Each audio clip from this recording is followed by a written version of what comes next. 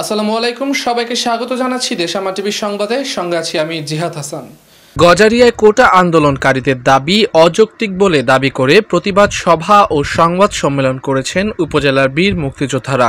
মকবুল হোসেনের প্রতিবেদন। গজারিয়া উপজেলায় প্রধানমন্ত্রী শেখ হাসিনার বিরুদ্ধে ও মুক্তিযোদ্ধা সন্তানদের কোটা বাতিল আন্দোলন নামে স্বাধীনতা বিরোধী ষড়যন্ত্রকারী মুক্তিযোদ্ধা কটূক্তিকারীদের নিন্দা জ্ঞাপনে ও গ্রেপ্তার এবং দৃষ্টান্তমূলক শাস্তির দাবিতে প্রতিবাদ সভা, সংবাদ সম্মেলন ও রাস্তায় প্রতিবাদী মিছিল করেছেন উপজেলার বীর মুক্তিযোদ্ধারা। বুধবার সকাল 10টায় উপজেলা মুক্তিযোদ্ধাদের উদ্যোগে মুক্তিযোদ্ধা কমপ্লেক্স মিলনায়তনে এই প্রতিবাদ সভা, সংবাদ সম্মেলন করা হয়। সংবাদ সম্মেলনে বক্তব্য রাখেন যুদ্ধকালীন গ্রুপ কমান্ডার মুক্তিযোদ্ধা আব্দুল রহমান, সাবেক উপজেলা মুক্তিযোদ্ধা কমান্ডার বীর মুক্তিযোদ্ধা তানিস উদ্দিন, মুক্তিযোদ্ধা কমান্ডার সিকান্দার আলী, মুক্তিযোদ্ধা সুলাইমান মিয়া, মুক্তিযোদ্ধা আনিসুর রহমান গাফফার, গোলাম মোস্তফা, আব্দুল বারেক মিয়া প্রমুখ। কোটা বাতিল আন্দোলনকারীদেরকে উদ্দেশ্য করে মুক্তিযোদ্ধারা বলেন, ওরা রাজাকার, আল বদর, আল শামসের বংশধর। স্বাধীনতা যুদ্ধের সময় শতকরা 20% সংখ্যায় ছিল এরা। তাদের পূর্বপুরুষ পাকিস্তানের দোসর ছিল।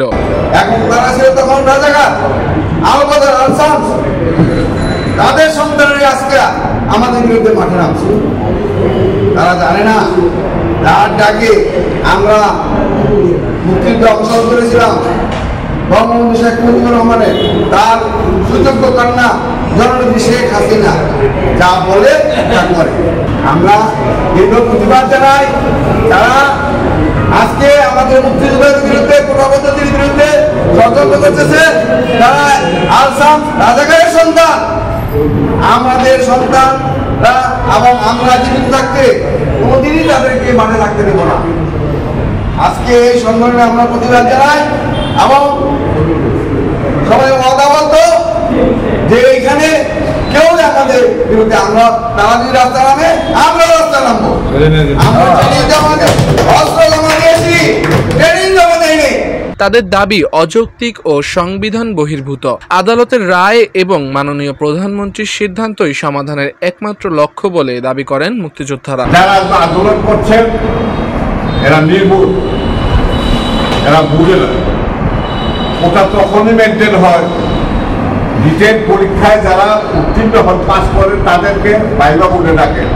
ভাইভা বোর্ডের সময় এ কোঠা মেনটেন করা হয়। একটা মুক্তিযোদ্ধার সন্তান যদি মেধাই না থাকে, সেটা রিটেনে পাস করতে পারার প্রশ্ন ওঠে না। অতএব কারণে তাদের আন্দোলনের কোনো যুক্তি নেই, এটা অবৈধ।